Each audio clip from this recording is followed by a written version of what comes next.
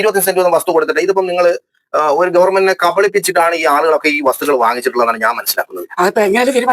അതെന്ന് പറഞ്ഞാൽ ഈ 25 സെന്റ് വസ്തു വാങ്ങിച്ച് അവർക്ക് വീടില്ല, സ്ഥലമില്ല എന്ന് പറഞ്ഞ് വലിയ സമരങ്ങൾ ചെയ്തതിനു ശേഷമാണ് അവർക്ക് ഈ വസ്തു ആളുകൾ പിന്നെ ഗവൺമെന്റ് പതിച്ചു കൊടുത്തത്, പട്ടയം ഉൾപ്പെടെ പതിച്ചു കൊടുത്തത്. എന്നിട്ട് പോലും അവരിവിടെ താമസിക്കാൻ തയ്യാറാവുന്നില്ല എന്ന് തോന്നുന്നത് എന്റെ ഒരു സംശയത്തിൽ അവർക്ക് വേറെ വീട് സ്ഥലം ഉണ്ടായതുകൊണ്ടായിരിക്കുമോ? അതുകൊണ്ടാണ്. ഈ വീഡിയോ നിങ്ങൾ മാക്സിമം ഒന്ന് ഷെയർ ചെയ്യണം. അതുപോലെ തന്നെ നിങ്ങൾക്ക് പറ്റുന്ന രീതിയിലുള്ള ഒരു കമൻറ്റ് ഈ വിഷയവുമായി ബന്ധപ്പെട്ട് നിങ്ങളിതിൽ എഴുതണം. അതുപോലെ കഴിവിൻ്റെ പരമാവധി ഇത് ജനങ്ങളിലേക്കും അധികാരികളിലേക്കും ഈ വീഡിയോ എത്തിക്കുകയും വേണം. അതിനുവേണ്ടി നമ്മുടെ ഈ പേജ് ഫോളോ ചെയ്തിട്ടില്ലാത്ത പ്രേക്ഷകർ തീർച്ചയായും ഈ പേജ് കൂടി ഒന്ന് ഫോളോ ചെയ്യണം എന്ന് ഞങ്ങൾ അറിയിക്കുകയാണ്. ഞങ്ങൾ ഒരു വലിയ വിഷയമാണ് നിങ്ങളിലേക്ക് എത്തിക്കുന്നത്. നമ്മുടെ തിരുവനന്തപുരം ജില്ലയിലെ പള്ളിക്കൽ ഗ്രാമപഞ്ചായത്തിലെ KK കോണത്തിനടുത്ത് വല്ലഫം കുന്നിന് തൊട്ട് താഴെയായി പണ്ട് നമ്മൾ സായിപ്പിൻ്റെ തോട്ടം എന്നൊക്കെ അറിയപ്പെട്ടിരുന്ന ഹന്ന എസ്റ്റേറ്റിൻ്റെ ഒരു ഭാഗത്തായി കിടന്നിരുന്ന മിച്ചഭൂമി കണ്ടെത്തി ജനങ്ങൾക്ക് നൽകി. ഈ മിച്ചഭൂമി കണ്ടെത്തി നൽകിയത് അർഹതയുള്ളവർക്ക് ആയിരുന്നു. ഞങ്ങളൊരു അന്വേഷണം നടത്തുകയാണ്. ഇവിടെ വന്ന 24 പേര്, 24 കുടുംബം. 24 കുടുംബം വന്നത് ഇപ്പൊ ഉള്ളത് പറയണോ? ഇപ്പൊ ഉള്ളപ്പോ 6 കുടുംബക്കാരേ ഉള്ളൂ. ബാക്കിയുള്ളവര് ഭൂമി എല്ലാവർക്കും പട്ടയം കൊടുത്തിട്ടുണ്ട്. കുറച്ചവരെല്ലാം ഷെഡും വെച്ചിട്ട് അവര് കുറെ റബ്ബറുകളുണ്ട്. റബ്ബർ മരങ്ങളും ആദ്യമൊക്കെ കറ വെട്ടി വിറ്റ് അതെല്ലാം മരങ്ങളെല്ലാം വെട്ടി വിറ്റ് പിന്നെ അവരെല്ലാം പോയി.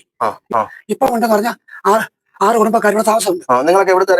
ഞങ്ങൾ കൊല്ലൂര്, ബാക്കിയുള്ളവര് ഈ പത്തനാപുരത്തുള്ള ഒരു 10 മേല് വീടുണ്ട്. പിന്നെ പത്തനംതിട്ട ഉള്ള ഒരു 10 താഴെ താമസമുണ്ട്. പിന്നെ ബാക്കിയുള്ളവർ റാന്നിക്കാരൊക്കെയാ, അവരാരും ഇവിടെ ഇല്ല.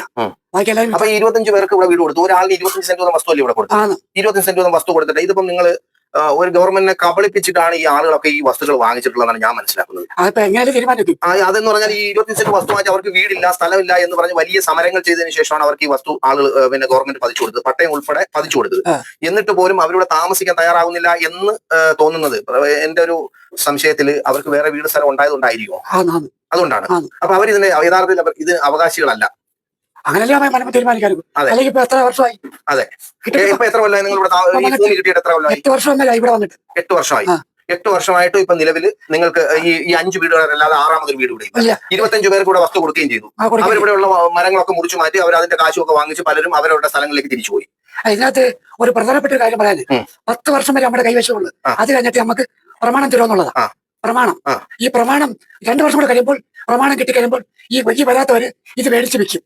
അതിന് വേണ്ടിയിട്ടുള്ള ഐഡിയ ആണ്. അങ്ങനെ എന്റെ മനസ്സിൽ തോന്നും. ഓക്കെ. അപ്പൊ 10 കൊല്ലം കഴിഞ്ഞാൽ നിങ്ങൾക്ക് ക്രയവിക്രയം ചെയ്യാം. ചെയ്യാം. അങ്ങനെയാണ്. അങ്ങനെയുണ്ട്. പ്രമാണം വേണ്ടി കാണിക്കാം. അങ്ങനെ ചെയ്തിട്ടുണ്ട്. 10 വർഷം കഴിയുമ്പോൾ നിങ്ങൾക്ക് അത് സ്വന്തമായി പ്രമാണം കിട്ടും. പ്രമാണം കിട്ടുമ്പോൾ നിങ്ങൾക്ക് അത് വിൽക്കുകയോ വിൽക്കാതിരിക്കുകയോ ചെയ്യാം എന്നൊരു വകുപ്പുണ്ട്. ഞാനൊരു ക്യാൻസർ രോഗിയാണ്. തൊണ്ടയുടെ സൗണ്ട് വ്യത്യാസം ഒരു ചികിത്സയില്ല.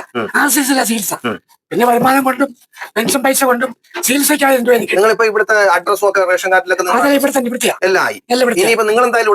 ഞങ്ങൾ പോകാനായി ഇത്രയും കാശ് മുടക്കുക ചെയ്യൂല. നമുക്കിത് 2 മക്കളുണ്ട്. നമുക്കിന് മരിക്കുന്ന കുരിശിടാൻ സ്ഥലമുണ്ട്. കുരിശിടാൻ സ്ഥലമുണ്ട്. അല്ലാതെ ബാക്കിയെല്ലാം കളിപ്പിരുന്നേ ഞാൻ പറയുന്നുള്ളൂ. അല്ലാതെ ചെങ്ങറ വലിയ സമരം നടന്ന സമയത്ത് നിങ്ങളൊക്കെ സമരത്തിൽ പങ്കെടുത്ത ആളാണ്. ആ സമരത്തിൽ പങ്കെടുത്ത് അങ്ങനെ കിട്ടിയ ഭൂമി ചെങ്ങറ സമരത്തിൽ പങ്കെടുത്ത ആളാണ്. ഇവിടെ യാത്രാ സൗകര്യമൊക്കെ എങ്ങനെയാണ്? യാത്രാ സൗകര്യം ഒരു കുഴപ്പമില്ല. അങ്ങ് മുകളിൽ കയറി പോകും, അല്ലെങ്കിൽ കല്ലടത്തട്ടി പോകും. കേക്കൊക്കെ അടുത്ത. അപ്പൊ 25 വീട്ടുകാർ ഈ ബാക്കിയുള്ളവർ ഇവിടുന്ന് പോയവരൊക്കെ ഇപ്പൊ എവിടെ താമസിക്കുന്ന ഐഡിയ വല്ലതും ഉണ്ടാ? അവര് പത്തനംതിട്ടയും കോന്നി പിന്നെ റാന്നി. ഇവിടെ ഈ ഭൂമി കിട്ടിയവരെല്ലാം അന്ന് ചെങ്ങറ സമരത്തിൽ പങ്കെടുത്ത ആളുകളാണ്. പങ്കെടുക്കാത്ത ആർക്കും ഇവിടെ കിട്ടിയിട്ടില്ല. ഇവിടെ തന്നെ ആർക്കും. അപ്പൊ മൊത്തത്തില് 25 പേർക്ക് ഭൂമി കൊടുത്തതിൽ ഇപ്പൊ 5 പേര് മാത്രമാണ് ഇവിടെ താമസമുള്ളത്, സ്ഥിര താമസക്കാർ. ബാക്കിയുള്ളവരെല്ലാം വസ്തു വാങ്ങി അതിനകത്തുള്ള റബ്ബറും ഒക്കെ വെട്ടി മുറിച്ചിട്ട് അവർ പോയി അല്ലെ? അങ്ങനെയല്ലേ? അങ്ങനെ. ഓക്കെ.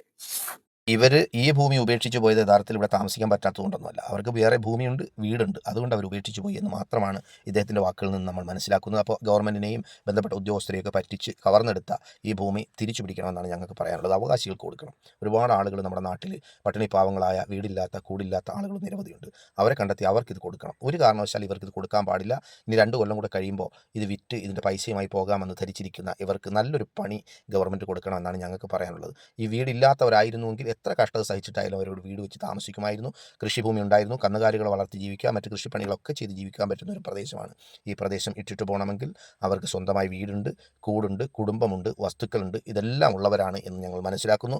തീർച്ചയായും ഈ വിഷയത്തിൽ അടിയന്തര പ്രാധാന്യത്തോടു കൂടി ഇതൊരു അന്വേഷണ വിധേയമാക്കേണ്ട വിഷയമാണ് എന്നുകൂടി ഞങ്ങൾ ഈ അവസരത്തിൽ ഓർമ്മിപ്പിക്കുകയാണ്. ബന്ധപ്പെട്ട ഉദ്യോഗസ്ഥരും അധികാരികളും ഈ വിഷയത്തിൽ അടിയന്തരമായി ഇടപെടണം എന്ന് മാത്രം അറിയിക്കുന്നു. നന്ദി, നമസ്കാരം.